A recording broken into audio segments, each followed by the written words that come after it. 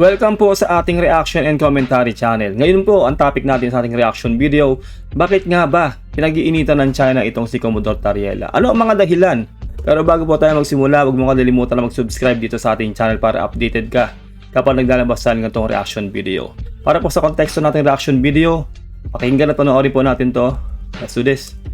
On January 3rd, 2026, a Chinese diplomat did something almost unheard of in international relations. Deputy spokesperson Guo Wei of the Chinese embassy in Manila publicly threatened a uniformed military officer of the country he's stationed in. He told Philippine Coast Guard Commodore J. Tariela to stop speaking before his words do more damage than anything else ever could. It was a threat, it was unprecedented, and it violated every rule of diplomacy. Diba? Ganyan po katindi ang China. Talagang magbabanta at gagawa po sila ng lahat ng bagay para lang magawa nila yung gusto nilang gawin. Kahit na alam po nilang nilalabag na po nila lahat ng rules, no? Kahit nga po sa UNCLOS, di ba, lumalabag sila. Kaya hindi na po tayo magtataka dito sa China. But here's what makes this story explosive. China didn't threaten Tariela because he's wrong. They threatened him because he's been exposing exactly what Beijing wants hidden. Yes. And in doing so, Guo Wei just proved that Tariela's strategy is working. But to understand why China's diplomat lost his cool, we need to meet the man China can't silence. His name is Commodore J. Tariela, Philippine Coast Guard spokesman. And for the past 2 years, he's been doing something that drives Beijing absolutely insane. He tells the truth, with receipts. Yun lang, di ba? Doon sila talo sa ginagawa po ni Commodore Tariela. Sinasabi niya ang katotohanan na may resibo, na merong proof, di ba? Ganun po katindi at ganyan katinik sa kanilang bibig itong si Tariela sa ginagawa po nila, di ba nila?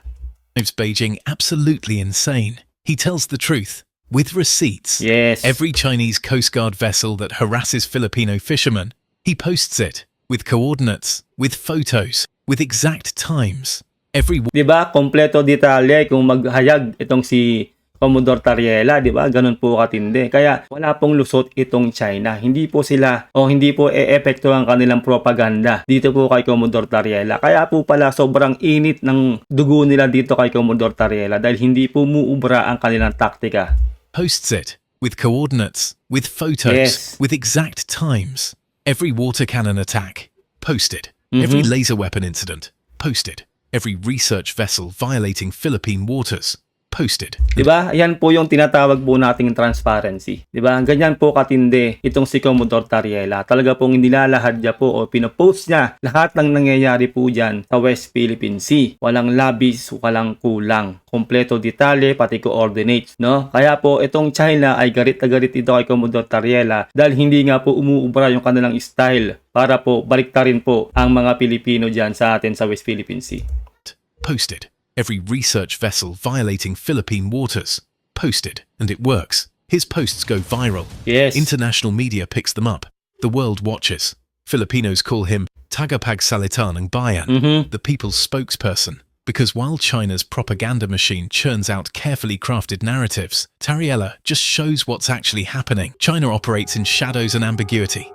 Tariela brings everything into the light. Beijing hates it. Diba? Talagang galit na galit sila no? Dahil hindi po umuubra talaga ang kanilang mga taktika kay Tariela. Diba? Kaya nga po ngayon, no? Mag-fast forward po tayo ngayon sa nangyayari. Pati nga po yung mga pro-China po na nandiyan po sa gobyerno natin ay idinidiin talaga si Tariela. Alam nyo na kung bakit, no? Talagang gumagawa na po ng matinding hakbang ang China na pati po ang ating mga pro-China na mga nasa gobyerno ay talagang siguro napag-uutusan na rin talaga nila na talagang idiin ito si Tariela para matanggal nga naman daw si Tariela na maging spokesperson ng PCG o ng ating ano dyan sa West Philippine Sea para mawawala na yung tinik sa kanilang lalamunan, di ba? Alam nyo na po yung mga ganyang strategy ng China. Pero hindi po uubra yan dahil napakatindi at naninindigan po ngayon ng ating gobyerno na mga pro-Pilipino na pinangungunahan po yan ni Senator Hontiveros, ni Erwin Tulfo at marami pa pong iba. Complained. They've protested. They've tried to discredit him. But Tariela keeps posting. Yes. Because every post creates an international record. Every coordinate is evidence. Every photo is proof. He's turned social media into a weapon. and China has no defense against transparency. Malaking kudos po kay Commodore Tariela, no? Yan po talaga yung pinaka-pumapatay sa China ngayon, di ba? Yung transparency. At may resibo kapag nag-post po itong si Commodore Tariela, di ba? Ukol sa nangyayari dyan sa West Philippine Sea. Talagang may resibo. Hindi po maidi-deny na totoo ang sinasabi o mga pinopost si Commodore Tariela laban dito sa China. He's turned social media into a weapon, and China has no defense against transparency. Yes. But on Christmas Day 2025, China tried something new, and it backfired spectacularly. December 25th, 2025, Christmas Day. A Chinese Navy destroyer approaches a Filipino fisherman in the South China Sea. Chinese state media quickly published the story, a heartwarming tale of Chinese sailors providing humanitarian aid, water and biscuits to a stranded Filipino fisherman who had been adrift for 3 days. The message was clear. China is a good neighbor. China cares about Filipino lives. China is the hero. There was just one problem. The fisherman had written, "Help me," on a piece of styrofoam, not because he needed water, because he was frightened when a Chinese warship approached him. Ayun lang, di ba? Kaya pala naglagay ng help me sa styrofoam na yan ang ating kababayang mangingisda ay hindi dahil na stranded siya. Dahil natatakot siya na may papalapit nga na Chinese vessel dyan sa kanyang bangka. At hindi po totoo na 3 araw na po siyang na-stranded dyan. Wala pa pong 24 hours siyang nandyan dyan sa laot. Ibig sabihin po yan ay propaganda po talaga yan ng China. Siyempre, sino po nag-expose niyan? Siyempre si Commodore Tariela. Ganyan po katindi ang ating bida rito.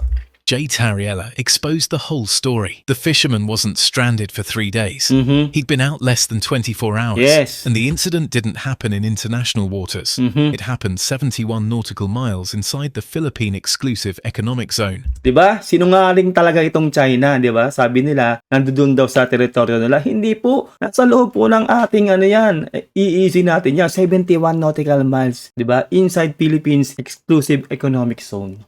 Diba? Kaya po talaga malaking tinik sa dibdib po nila o tinik sa lalamunan po nila itong si Commodore Tariela. Kaya po ngayon talaga ay pinag-iinitan nila si Commodore Tariela na baka nga naman tanggalin nga naman ni Pangulong Bongbong Marcos ito bilang spokesperson dyan po sa nangyayari po sa atin dyan sa West Philippine Sea. Pero sa tingin ko po hindi po gagawin yan ni Pangulong Bongbong Marcos. Sobrang effective po at transparent ito pong si Commodore Tariela. Kumbaga talaga pong napapahiya po ngayon itong China sa ginagawa po nila na to. It happened 71 nautical miles inside the Philippine Exclusive Economic Zone. Yes. Tariela called it what it was, a propaganda Yes. stunt. China trying to manufacture a positive narrative while operating illegally in Philippines. Para nga naman bida sila, di ba? Pasabihin ng tao, malaman ng buong mundo na mabait sila. Pero hindi po totoo yan, di ba? Kumbaga fabricated po lang nila yan, propaganda, di ba? Ang linaw po sinabi, di ba? Kaya po naglagan ng help ng ganyan ang ating mangingisda dahil natatakot siya na bila pong dumikit po yan sa kanya. Siyempre, ang laki ng barko, di ba? Yung Chinese warship. Ibig sabihin lang po nun, siyempre, Chinese po yan. Alam po kasi natin ang mangingisda po natin ang hinaharas po ng mga Chinese vessel po. Waters. Beijing was furious. Their carefully staged humanitarian moment had been dismantled in real time. Yes. And worse, the international media believed Tariela, not Yes. China's state propaganda. Paano naman kasi sila paniniwalaan, di ba? Mulat sa pool kasi ay talagang gumagawa po sila ng kaguluhan dyan sa West Philippine Sea. Sila po talaga yung antagonist dyan. Sila ng water cannon, ng babanggal, lahat na po ginagawa nila. May naputulan ng daliri, may sinirang rubber boat, may sinirang equipment, lahat-lahat na po ng kabulastugan ginagawa nila dyan. Tapos ngayon, bila-bila silang kunwari mag-humanitarian act dito. Di ba? Wala talaga pong maniniwala sa ginagawa po nila na yan.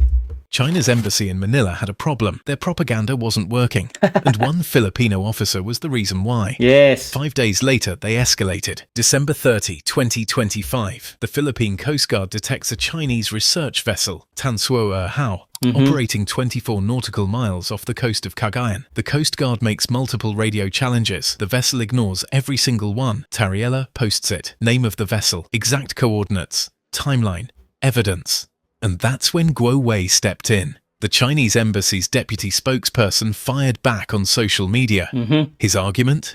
The vessel had the right of innocent passage under the United Nations Convention on the Law of the Sea. Wow ha, 'di ba? Mayroon daw right of passage ha, sabi nila dahil nakapaloob daw yan sa UNCLOS, no? Pero po sila po mismo ay lumalabag sa UNCLOS, di ba? Bakit ngayon ay dedepende sila ngayon sa UNCLOS? Napaka-ironic po nun, di ba? Talaga pong sala sa init, sala sa lamig po tong China. UNCLOS. It's a real international law. Ships can pass through another country's waters if they're not doing anything hostile. Tama. But Tariela destroyed the argument with one post. It is disingenuous to invoke UNCLOS as a shield for innocent passage while conveniently ignoring its fundamental provisions. The irony was brutal. China was citing UNCLOS, the same international law they rejected.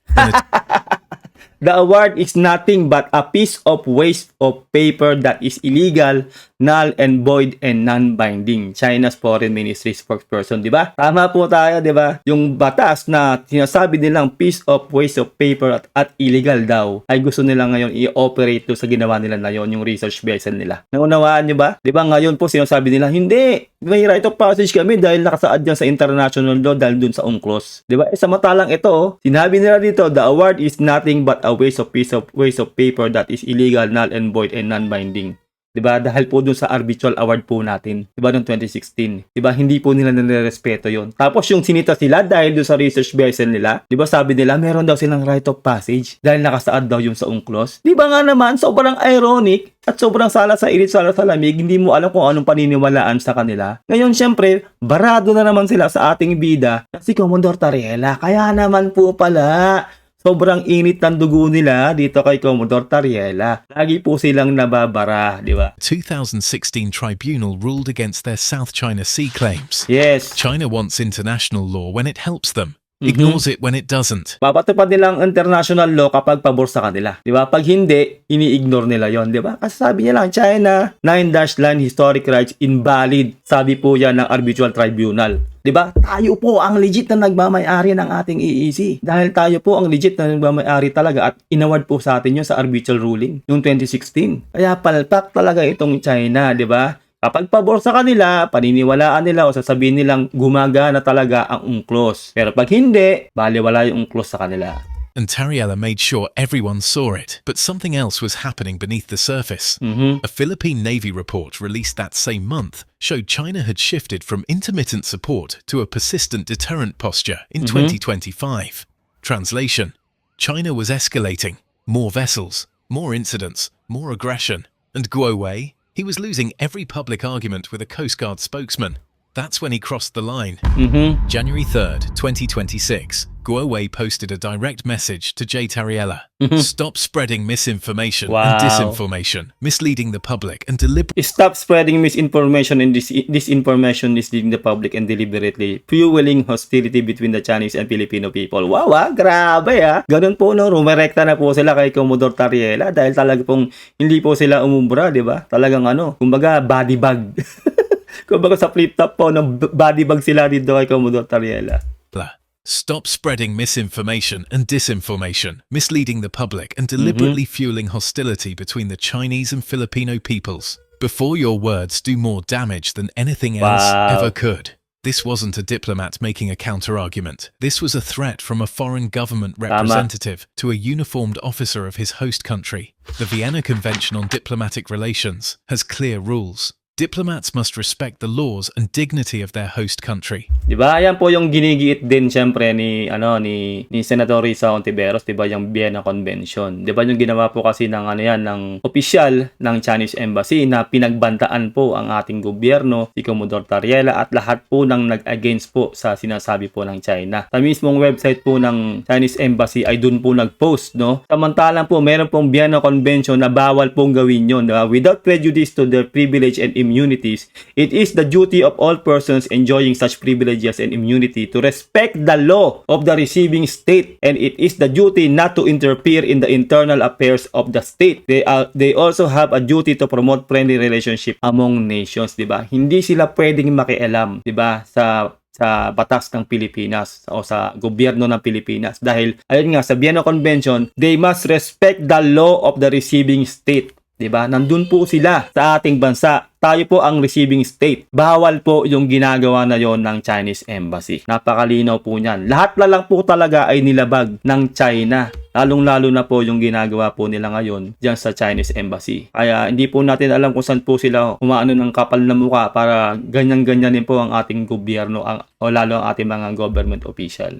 They're supposed to promote friendly relations. Diplomats don't publicly attack host nation officials. Yes. And Tariela knew it. His response was surgical.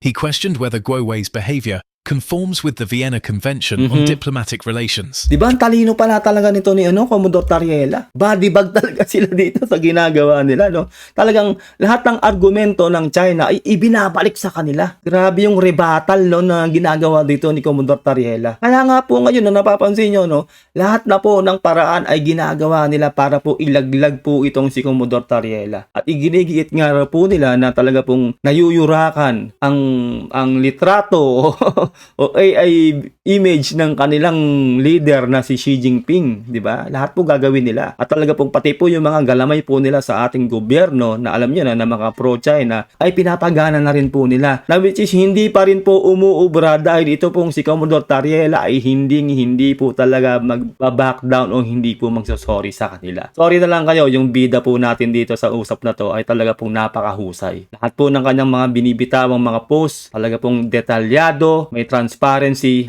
at may proof, 'di ba? Ganun po katindi itong si Commodore Tariela. Kaya po pala galit na galit ang China sa kanya. And whether Guo Wei's behavior conforms with the Vienna Convention on Diplomatic Relations. Translation: You're a diplomat behaving like a thug, and that's against the rules you're supposed to follow.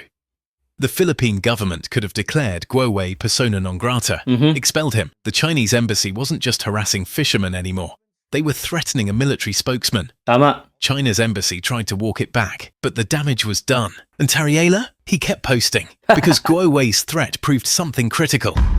Here's what China doesn't want you to understand. Their entire South China Sea strategy relies on ambiguity and intimidation operating in grey zones where it's hard to prove what they're doing. Militia vessels that look like fishing boats. Di ba? Ganyan sila di ba? Yung mga strategy nila talaga para makapanlamang sila gagawin nila. Tulad nga po niyan, di ba? Yung mga boats po nila na kala mo hindi military pero military boat pala. Kala nila pang isda lang. Di ba? Lahat po gagawin nila para makasira. Di ba? At para magawa po nila yung gusto nilang balak na isang bansa na gusto nilang sakupin. Pero hindi nga po sila uubra sa ating bida na si Commodore Tariela. Sobrang tinik talaga sa lalamunan nila itong si Commodore Tariela. Coast Guard ships that claim they're just patrolling. Research vessels that happen to be collecting intelligence. It works when nobody's watching closely. When nobody documents it.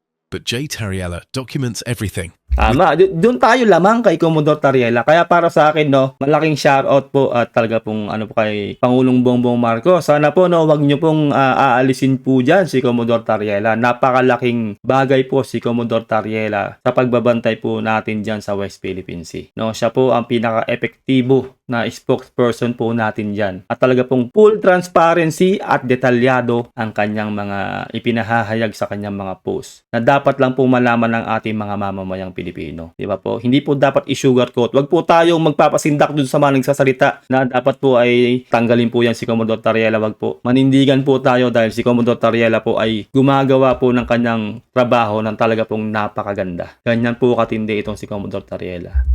With coordinates, with photos, with timestamps. Tama. And he posts it where the whole world can see. Yes. No classified reports, no diplomatic cables, just public evidence anyone can verify.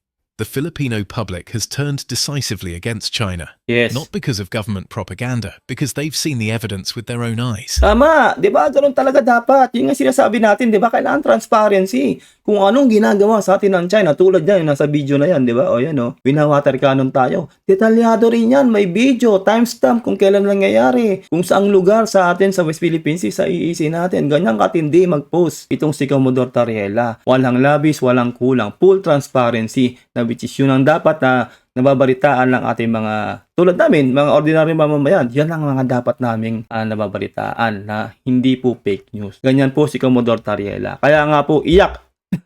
Iyak talaga tong China kay Commodore Tariela. Kaya po ngayon ay ginagawa po nilang lahat para po masibak po si Commodore Tariela. The international community watches every incident now. because Tariella made it impossible to ignore. Yes. And that's why Guo Wei lost his cool. Because China is losing, not militarily, Tama. informationally.